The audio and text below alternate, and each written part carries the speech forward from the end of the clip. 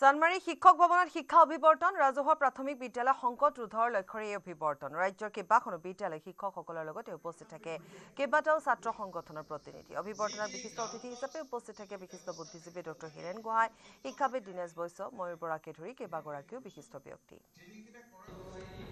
আচলতে দেশখন যি চৰকাৰে চলাই আছে তেওঁলোকৰ উদ্দেশ্য প্ৰাথমিক শিক্ষাৰ উন্নতি নহয়